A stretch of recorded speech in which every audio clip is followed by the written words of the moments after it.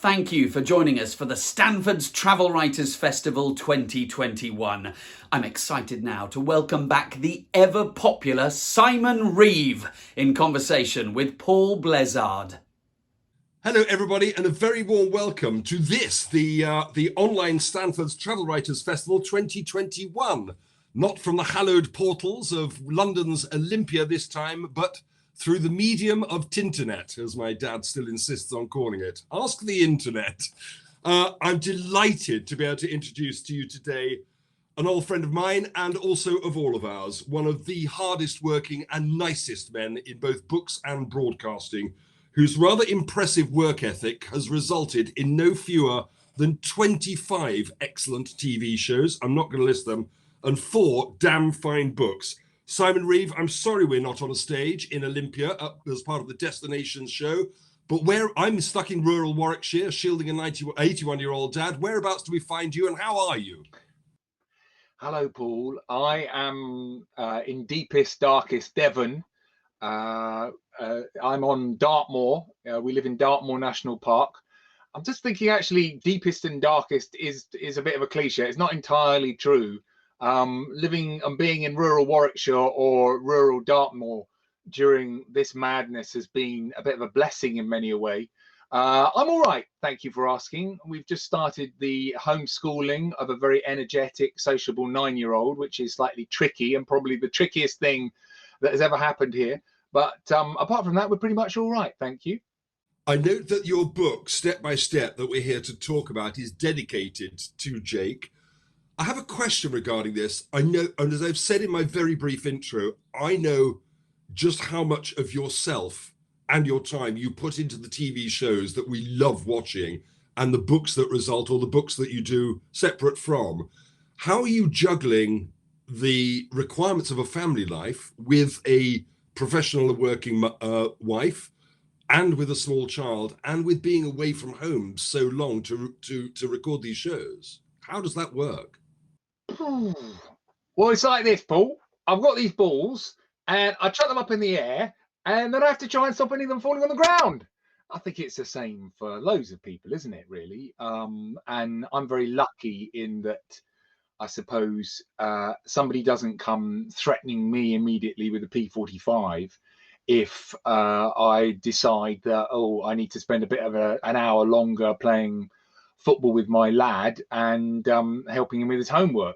So it's a very privileged position to be in. There is a slight life challenge, of course, in normally prior to the pandemic, juggling the international travel, the gadding around the world, as some of my friends call it, with home life. But I think we handle it pretty well. I'm never away for ludicrous periods of time. I used to do quite long stints on shoots abroad, 6 weeks, 7 weeks, and now when we were able to travel and film, we reduced it down to make it more manageable, and so that my son wouldn't be asking who's that strange man when I came home.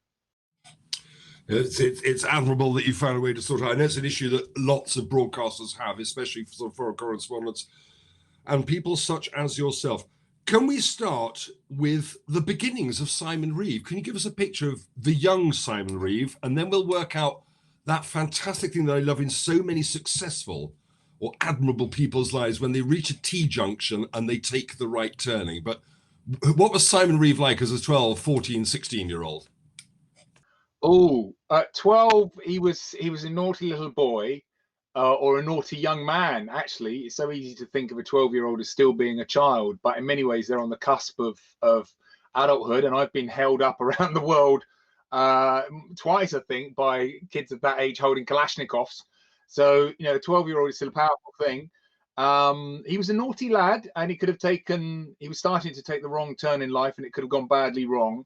By 14 and 16, he was pretty pathetic. He was quite lost. Didn't know what was happening in his life, didn't know what was happening in the world, didn't know where he was going, had no direction. 16 was a really bad age for me, really, really tricky. I was spiraling down, I suppose, into depression and quite serious mental health problems. I was really hopeless at school. Nothing seemed to be going my way. I couldn't get a girlfriend.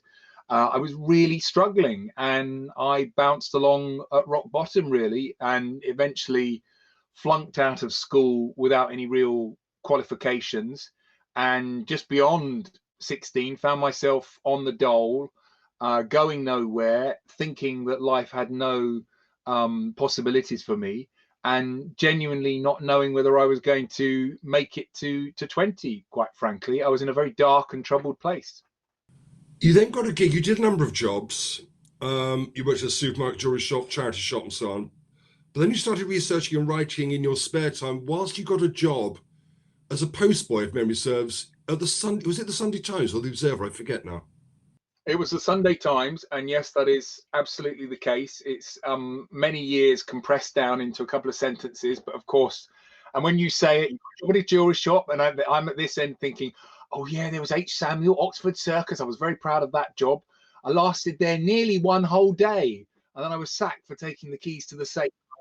That was very Muppety, and but I was trying. I was really struggling. I really was, and I really feel for the younger me who had a very tough time, and I feel desperately sorry and angry as well, actually, about how we waste the potential of other lost young people who don't have a clear path in life from school to college or school to a job or university.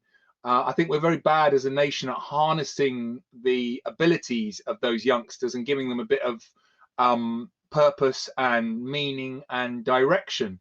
And in fact, the best bit of direction I got was from the lady who eventually gave me the title of the book you mentioned, Step by Step. I was in the job centre. I was signing on for the dole. I had just literally stepped back from the brink on the edge of a bridge and decided I was going to try and live a life.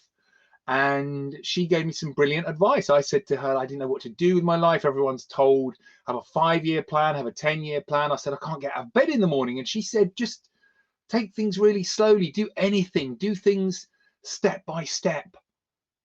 And it was such critical advice for me then, and I think it's quite useful as well, even for me during the pandemic, when I've started to get quite, like many people, depressed about the situation. Just the sheer act of doing something, of moving in any direction, doing anything, but walking fundamentally is such a powerful means of helping our minds. And so I started taking little baby steps, and I started applying for some jobs, and I failed over and over again, but I got up and I picked myself up and I carried on, and eventually, as you say, I got a job working as a postboy on the Sunday Times newspaper, for goodness sake. Literally going in there 6 o'clock in the morning. I'd have to get there and I'd have to sort maybe 20 sacks of mail. I was terrified when I started. I remember my mum had to come with me on the tube for the first few days just to make sure I made it there. I was such a bundle of nerves, and I didn't know anybody in the media. It wasn't my fan connections that got me the job or anything like that. It was a completely different world. I was thrown into a deep lake, I suppose, in many a way, and I was really stunned that within a couple of weeks I was able to swim. I started to flourish and I suppose thrive there. I'm going to do something very rarely do. I just want to backtrack a second, Simon.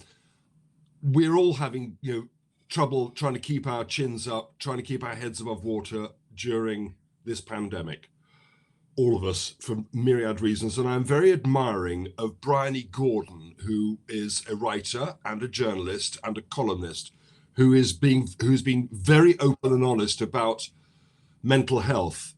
Normally, I would ask you, what advice would you give a 12, 14, 6-year-old who's in a similar situation to you? But I'm going to flip it on its head. What advice would you give to someone that knows of someone in that position about how they can help and how it's appropriate to do so?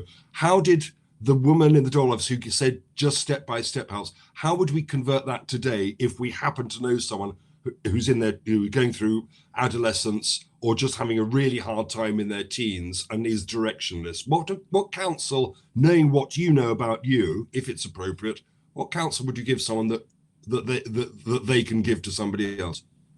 I think, yeah, I mean, I am reluctant to give advice to anybody, particularly anybody who's trying to help somebody who's in a difficult mental health situation, because I think it suggests that that they can help. And I think it is worth just gently pointing out that it's not always possible. That in my case, I had love around me when I was a youngster, but I wasn't listening to it. I think there are times I do when people have to bounce along the bottom before they can realize where they are and where they realize they can stand up and stand on their own 2 feet. I think there are times like that. Having said that, because I've been through it, and I see other, obviously I've got friends and family who've had struggles in life as well, and I've met lots of people on my journeys and my travels around the world who've also encountered similar situations. I would humbly, gently suggest keep loving, keep caring. Don't take all the responsibility yourself, because individuals have to take responsibilities for themselves ultimately, or they will never find their own true path. But definitely keep loving, keep caring. I would say keep making suggestions carefully, gently, not shaking by the shoulders, but almost more like a more like in a restaurant, somebody being shown a menu. Just, there's these possibilities. Look, you could try these things if you wanted to. I would say if they're old enough, if it's appropriate, I do really believe in the restorative power of just the sheer act of walking. I think it's a much underrated action.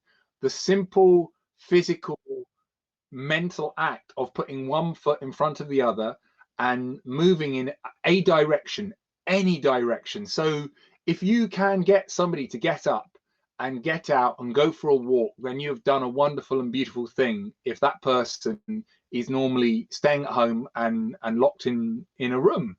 And of course, I think, we have no idea what the world is going to be like, and what we as humans are going to be like coming out of this pandemic, which we eventually will. We will come out of this, but what will be the consequences for people who have been told and forced to stay inside for so long? I think we're going to need to be reminded of the importance of getting out, and we're going to be needed to be encouraged to step outside and to take a walk and have a tiny local adventure that hopefully that will then lead to bigger ones. So I think that's the sort of the humble advice I would offer. But I think it's for people and for countries. Horse to water, etc. You cannot always force somebody to snap out of it. It doesn't work like that. People have to find that realization themselves often, but we can help.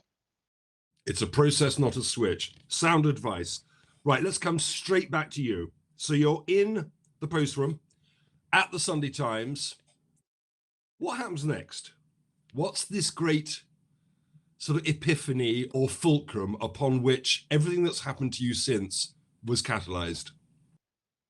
I think the epiphany, as it were, or the T-junction, as you were describing earlier, I suppose in a way it was applying for that job in the first place and saying yes, okay, I'll go for this, even though it was completely out of my league. I remember the feeling, actually, because although my dad didn't get me the job, he showed me the advert. In fact, it gets me now just thinking about it. He showed me the advert in the paper, a little bit like I've just said, the waiter in the restaurant showing me the menu. He really did. I've never thought of it like that. I've never used that analogy for it, but my goodness, it was exactly like that. He just sort of put it in front of me, showed it to me. Well, what about this? He said, look at that. And it said, people to work in the post room, but with a possibility perhaps maybe of some training if you worked hard. And I could have said no. I could have said, you must be joking. I haven't got a chance of doing that. It's a flipping media job. I don't know anyone in the media, but I did go for it. And for all my hopelessness, I tried. And I think that I'm very proud of myself for that moment, for that little turning point, as much as anything, because there was a lot of risk in that, and I'd been knocked back from so many jobs by that point. I'd been turned down, literally. I went for a job as a white van driver and on Wembley Stadium trading estate, and the guy rejected me from the job in front of me. He said, you're the only person who's applied, but I'm still not going to give you the job, and dangled the keys in front of me, the swine. So I'd been really knocked back again and again, and I still went for that job at the Sunday Times. I still tried, and I'm very proud of myself for that. And very quickly, opportunities started coming my way. I'd said yes in a big way by applying for the job. I'd been for an interview. I'd held it together for that, even though I was terrified. I remember I used to be sick in the morning. I was sick before I went for the interview. I was sick before the first few days when I started work. I went in shaking on an empty stomach, and I still did it. And I still tried. So I'm very proud of myself for that. And then people started asking me to help on things. They started asking me to go and get them a prawn sandwich. They started saying, can you photocopy these things for me? And I kept saying yes. And I think because I was a very blank slate, I hadn't been to university. I hadn't spent 5 years studying for some impossible degree. I hadn't been to a privileged school. I didn't have that baggage, quite frankly. I was starting from nothing, and I was grateful for anything. So I was willing to graft like that. I would have cleaned the loos happily if they'd wanted me to, and I was mates with the guy who did. And that was my level, and I was really happy with that. But then I started saying, yes, I'll do this job and I'll give this a try. And goodness, this is a long answer, I'm sorry, but you did ask. And then I got my I suppose my big break, and it was slightly ridiculous, but if you want, I might even tell you about it. Please do, Simon. Please do. I'm pretty sure I would put it in the book, because it's not a bad tale. But I was goodness, I was sorting the post, and I still go into this sort of muscle memory of chucking it into the pigeonholes whenever I say that. Sorting the post, I was pretty fast at it, I'll tell you. And one of the senior people that was there, and he came up to me, and he said, Simon, I know you've been doing some research for people here, haven't you? I said, yes, I have. I've been photocopying some things. He said, I need you to go on a big mission. Are you up for it? And I said, well, yes, I am, yes. He said, okay, I need you to go to Boston to find 2 South African neo-Nazi terrorists who are on the run. I was like, what? And I was completely blown sideways. He said, I've got to go into a meeting. I'll come back in half an hour and I'll brief you. Just get ready.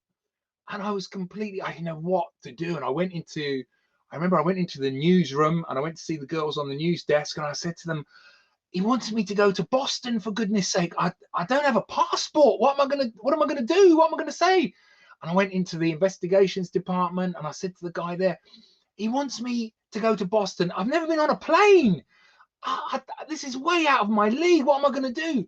And I went to see another guy, and I said, I've never been on a plane. I haven't got a passport. What do I do? What do I say? He said, calm down, Simon. It's Boston in Lincolnshire. Of course it is Boston in Lincolnshire.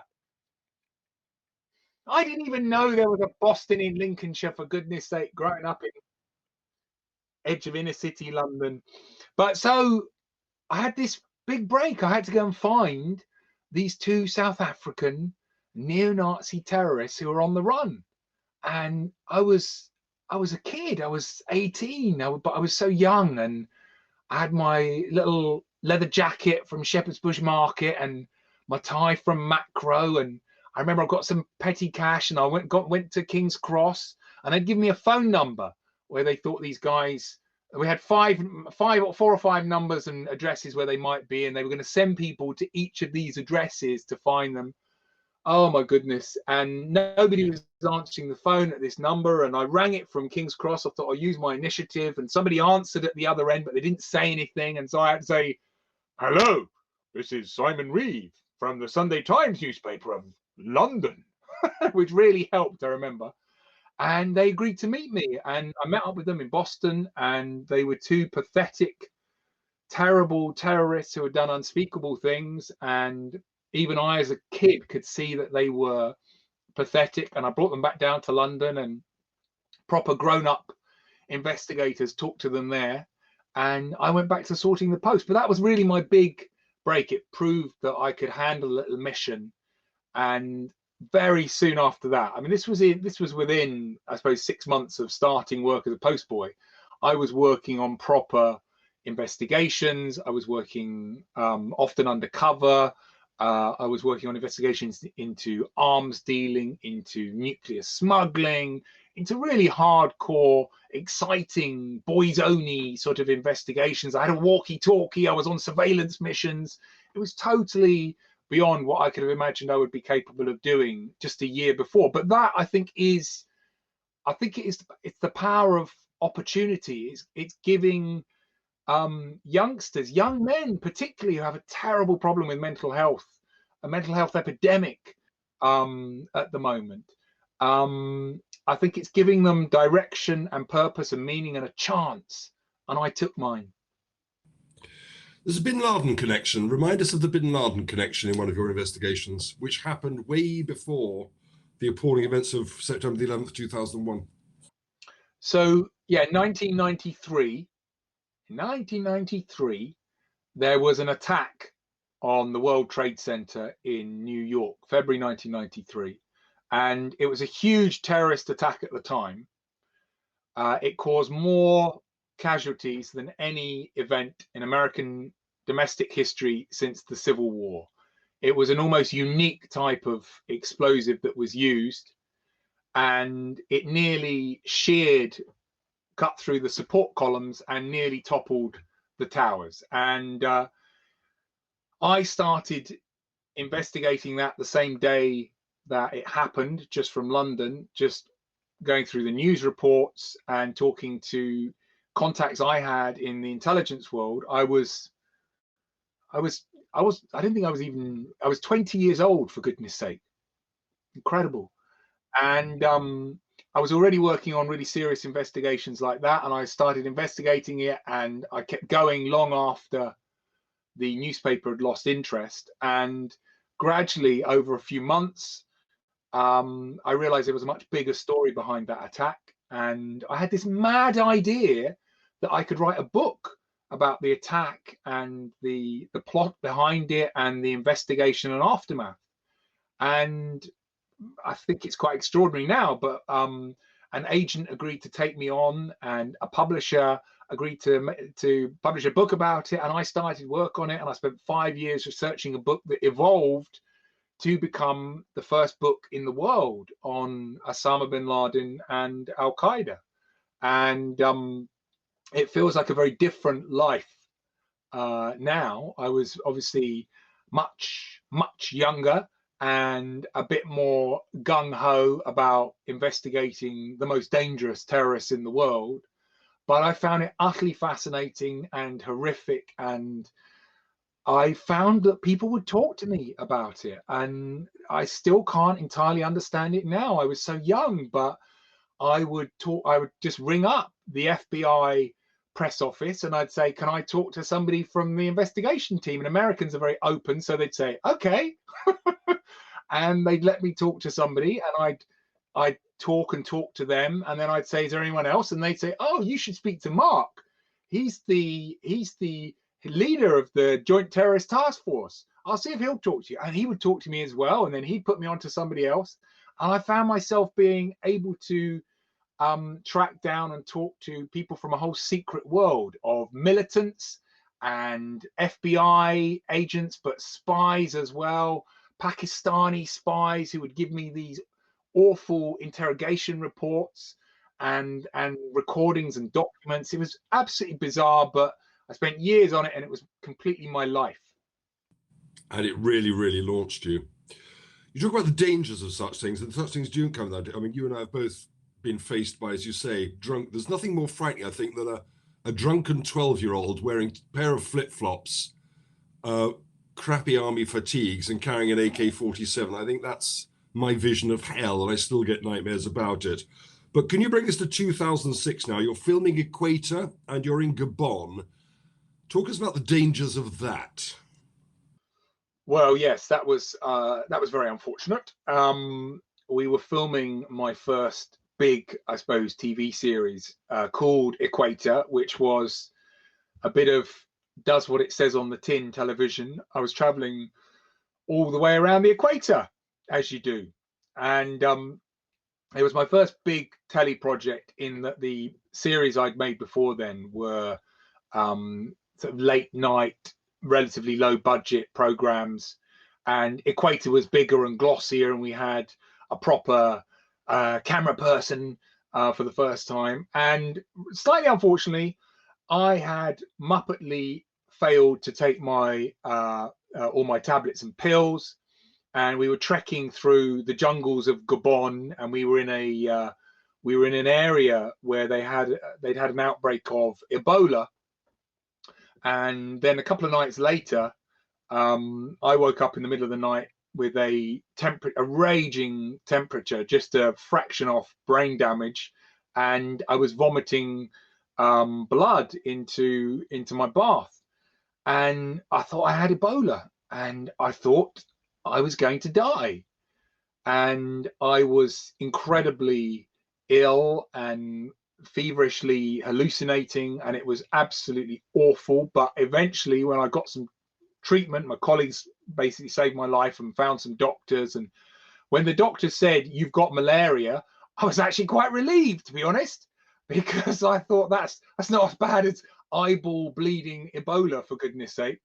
But I was still very sick. I was properly ill. However, I was a Western telly presenter in Gabon, and we were able to get me some really good treatment from some unlicensed but slightly magical drugs.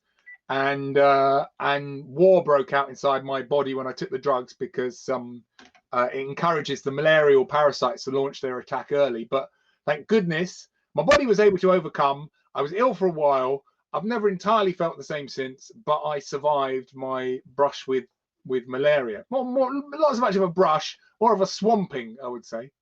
Yeah. Do you ever get flashbacks to it? I mean, because malaria can come back and bite you in the bum. Do you ever have that or not? It can do. I don't know if I have had. I mean, I would honestly say I've never felt the same since, but I've never felt anything remotely as bad as that.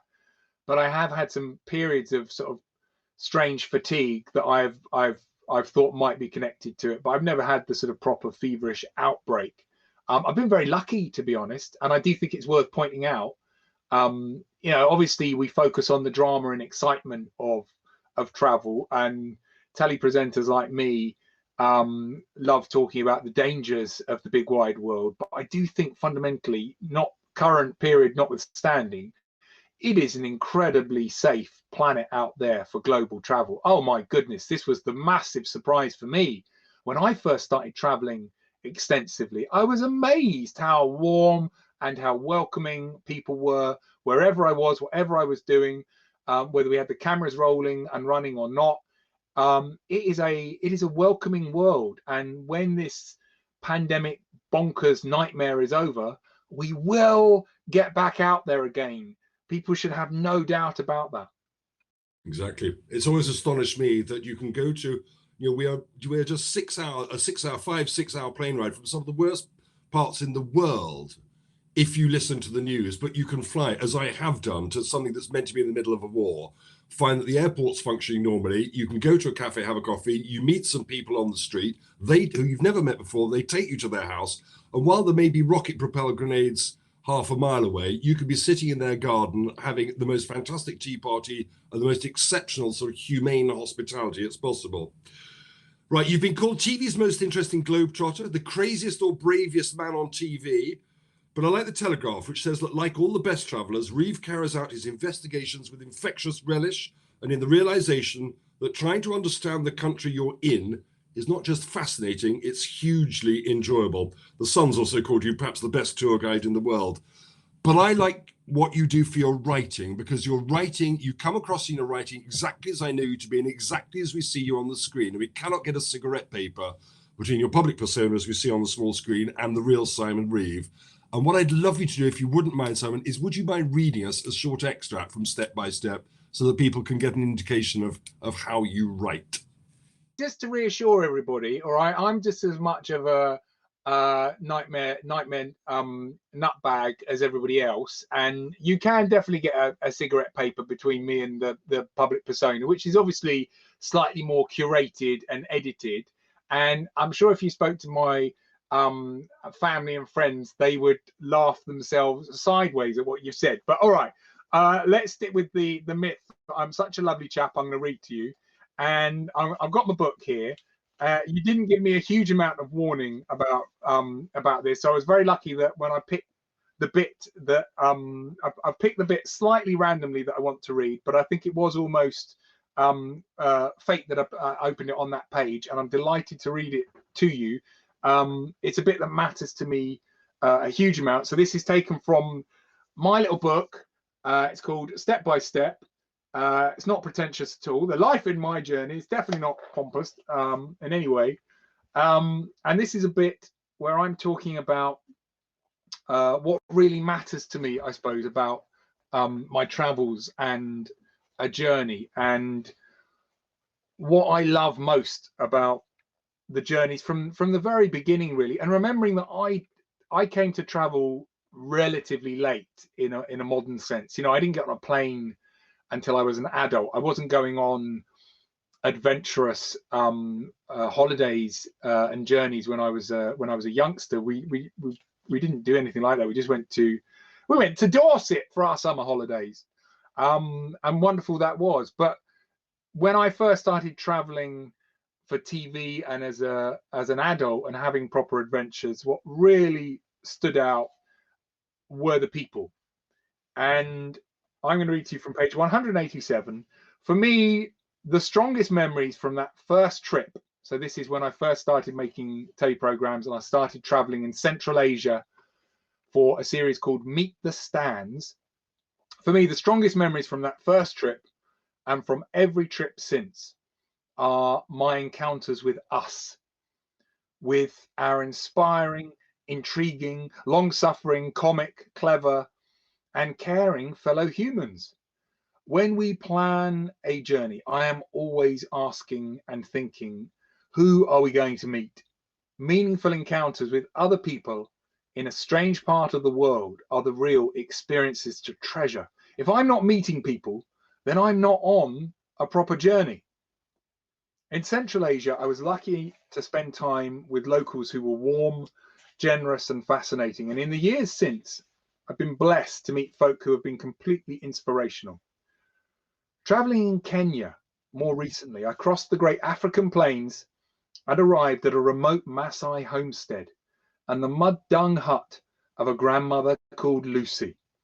She was renovating and refreshing the hut, and I was press ganged into slapping huge cow pats on the sides while Lucy giggled and watched and giggled even so wildly she had to have a sit down and a cup of tea.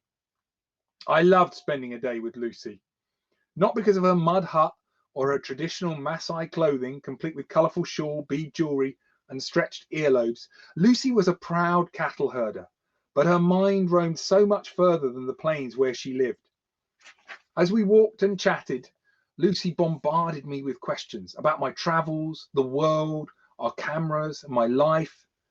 We were walking together on a vast plain, almost completely empty of humanity, keeping an eye on Lucy's herd of cattle. I was struggling to get a word in edgeways, and then a phone rang. Lucy looked sheepish, then reached into her robes and retrieved a battered mobile.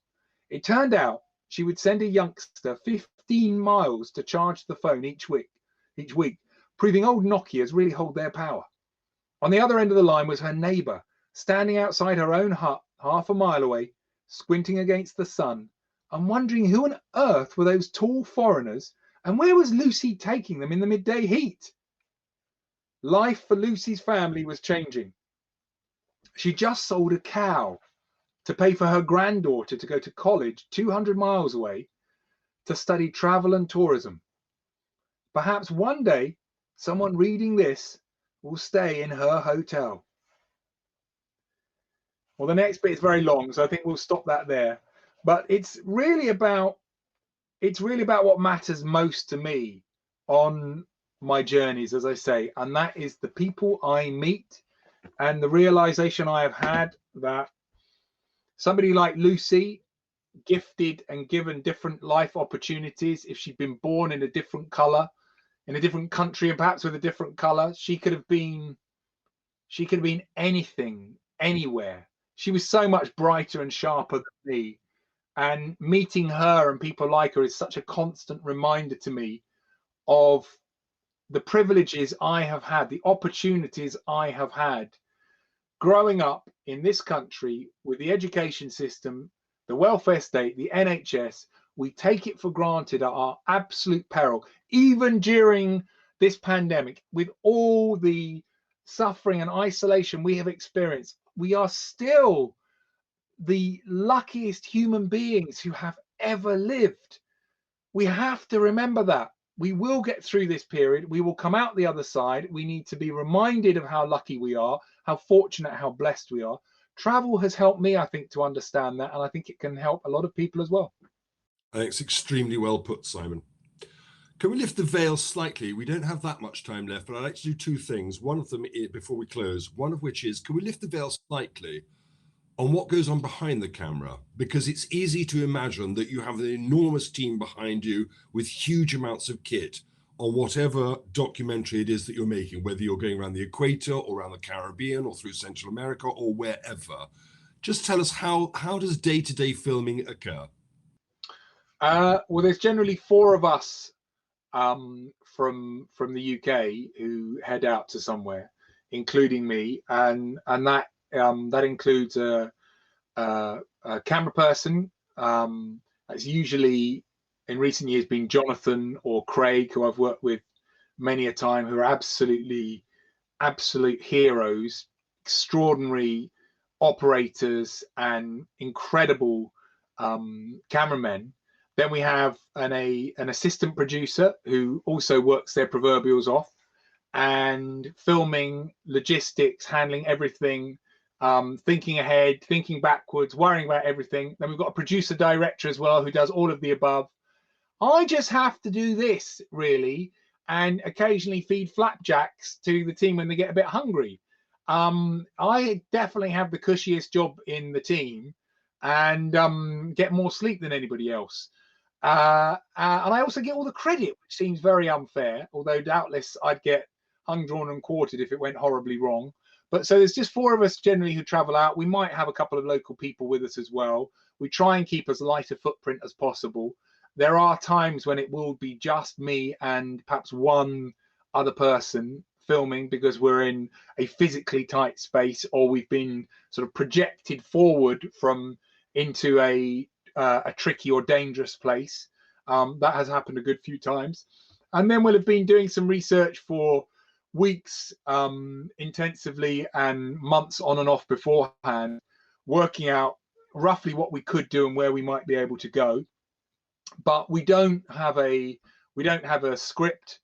I'm not following orders, if you like. We don't have a recce where somebody goes out ahead of you and works out exactly what's going to happen. We have to sort of make it up on the spot, and that makes it much more of a genuine adventure and experience, I would like to claim. But I've got a small-ish team with me.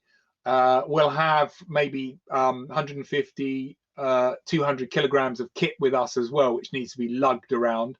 So we're not moving fleet of foot, but we're also not a great caravan of people, like you hear about some sort of Victorian explorer taking a grand piano. We are stripped down, I think, as much as we can. We don't have somebody separate doing the sound recording, for example. So the Jonathan or Craig, the cameraman, they'll do that as well. So they've got to juggle multiple things. And there have been occasions where I remember there was a moment where Jonathan was trying to film with one hand while operate a drone, filming with the drone at the same time. Now that is the sort of multitasking that only an elite camera person can manage. That was very impressive. Well done, Jonathan. Obviously, we're locked down. Nobody's traveling anywhere. The travel business has been eviscerated. Countries who rely upon tourism are having a terrible time all around the world. Once we've all been vaccinated, hopefully, and once we can start to travel again and get on an aircraft, two questions, Simon. Where are you dying to go to? Not necessarily for journalism or for reportage, but for yourself. And two, what can we learn about this time in order that we travel responsibly? Let us not forget, in the midst of all that's happening in America and all that's happening with the global pandemic, we also have a global warming crisis. Yeah, you are massively, massively right. Yeah, I think, I studied terrorism for a long time, and I studied other mega threats like that, nuclear terrorism, biological warfare as well, and investigated them. Nothing comes close to the emergency we are facing with human created climate change. Absolutely. And we must acknowledge, address that. Absolutely. I think travel gets a slightly bad rap, or slightly too much of a focus when it comes to climate change, because I think travel, although of course it has a huge impact on the planet, so does every other aspect of our lives and industry. Fashion, for example, I think gets off very lightly when it comes to taking the blame for climate change. And I think travel delivers so many positive, wonderful benefits as well, not just the sheer luxuriating joy of a holiday, but, as you say, to tens and hundreds of millions of people around the world whose incomes in poorer countries depend, their entire way of life and livelihoods depends on travel and tourism. And critically, I would point out as well the wild and remote areas of the planet, which are almost environmental sanctuaries, almost wildlife arks, that are utterly dependent on tourism money for their survival, and which are taking an absolute hammering now. And what am I talking about? I'm talking about national parks in Africa, the great national parks. I'm talking about marine protected areas in Southeast Asia, around the Maldives or off the coast of South America, where previously people who were fishermen have become wardens, sea wardens, protecting the seas and taking tourists out to look at the treasures of the oceans, and thus helping to protect them. And without tourists going to those places, there is no economic incentive for people there to look after them. So we are seeing animals being poached in huge numbers now, and being culled in national parks around the world and being lost. And we have got to realize that by not being there, we are seeing in some areas the wild facing a serious threat and possible annihilation. So we need to get back out there. We absolutely need to travel responsibly. I know we will again. If you look at our history, we've traveled through and past previous plagues and pandemics and wars, and we will get back out there. Travel is part of us, and it's part of being human, for goodness sake. So where do I want to go? I want to get back to South America. I really do, professionally and personally. I started filming a telly-series there, traveling down through South America last year to complete a sort of bigger telly journey where I traveled the length of the Americas from top to toe, from Alaska down to Argentina. We'd started filming in South America, in Venezuela. We made it down through the Guyana Shield into the Brazilian Amazon. We came home to plan the next legs of the journey, and then COVID really struck and we couldn't go back. And I am desperate to get back out there and carry on with that journey. But listen, travelers watching this, we will get back out there. The vaccines are coming. Whether they absolutely work or don't, we will get through this, because humans have to overcome illness and pestilence and plague and travel, because it's part of us. We will get back out there again. And in the meantime, explore locally, enjoy locally, prepare for your foreign adventures, read up, plot, plan, smell the journey, so you can get your travel taste buds working again, and dream about these places you want to go to. And how can we do it? We must travel more responsibly. I think we've got to recognize what a privilege travel is, how distraught many of us have felt having it taken away. So go bigger, go better, travel more responsibly, get more from the journeys when they restart, and they will restart. And take your malaria tablets.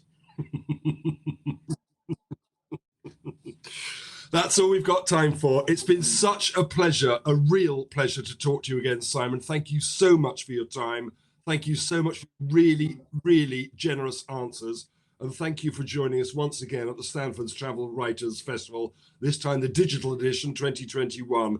One last word on Simon's book. It's called Step by Step, The Life in My Journeys, and Kate Humble wrote this about it. My goodness, it is brilliant, searingly honest, warm, bursting with humanity, such brave and inspiring writing. And if that doesn't tempt you to buy it, I don't know what will. Simon, look after yourself. And you, mate. All the best to you. Cheers, pal. Bye, everyone. And there he goes, the wonderful Simon Reeve. Thank you both so much. Well, Paul mentioned that this is the digital edition of our festival, so why not head to the digital edition of our shop at stanfords.co.uk to get your hands on a copy of Step by Step. Dodge bullets, teeter through minefields and suffer a brush with the KGB, all in your dressing gown. The Stanfords Travel Writers Festival 2021 continues online with another 23 events at stanfords.co.uk.